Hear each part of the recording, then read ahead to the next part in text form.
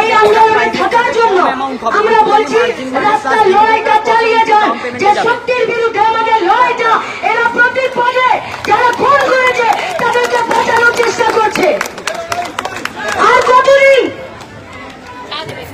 কতদিন হবে? লজ্জা করে না আপনাদের?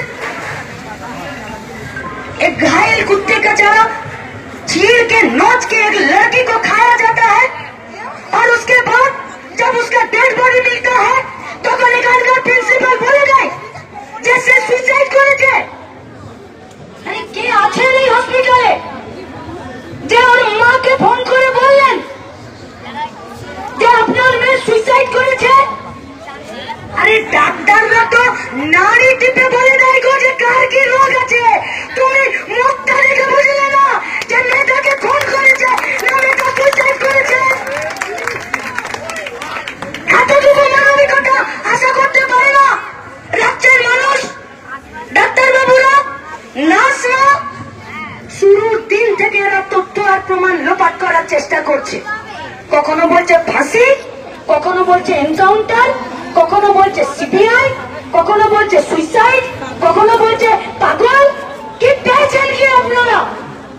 আর এখন বলছে যে দীর্ঘদিন ধরে কোন নিরাপত্তার জন্য কোন রুম, কোন ফ্রি রুম বানালেন না। আর আজকে দুপুরে সিবিআই এর কথা উঠতেই আর সব তথ্য প্রমাণ লোপাট করার জন্য ভেতর থেকে খবর আসছে যে ঘরগুলোকে ভাঙা হচ্ছে। এর থেকে আর বড় লজ্জার কিছু হয়? दायित्व लिए रुकेছি, दायित्व लिए। ये किसी का बाप का जागीरदारी नहीं है।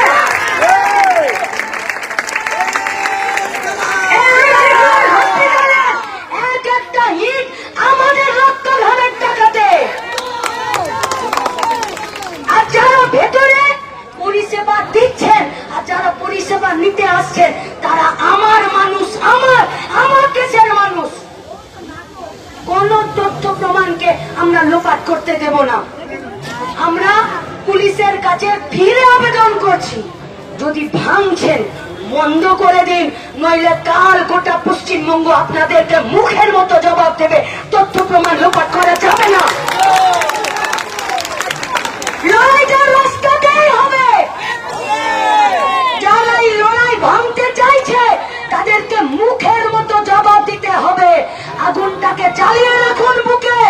এই সমস্ত অপরাধের শাস্তি এদেরকে পেতে হবে আর এদের দাম এদেরকে দিতে হবে। তার জন্য তৈরি থাকুন। লড়াই চলবে আর এখানে প্রোগ্রামও চলবে। আমরা পুলিশকে বলে এসেছি যদি বুকের পাটা থাকে আমাদেরকে সাথে নিয়ে গিয়ে একটা বার দেখিয়ে দিন। আপনাদেরকে শাবাশি আমরা দেব যে তথ্য প্রমাণ আপনারা রুখে দিয়েছেন।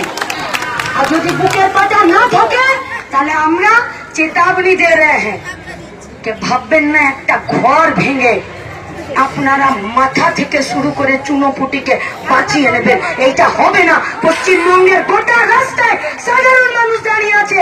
তাই যারা উপস্থিত আছেন তাদের কাছে আমাদের আবেদন, ধৈর্য ধরুন। লড়াইটা দীর্ঘদিনের। ওই বাপ মাটার চোখের জল মোছানোর দায় আমাদের। যারা কাঁদিয়েছে তাদেরকেও শাস্তি দেওয়ার দায়িত্বটাও আমাদের। আমাদের প্রোগ্রাম চলবে। আমরা পুলিশের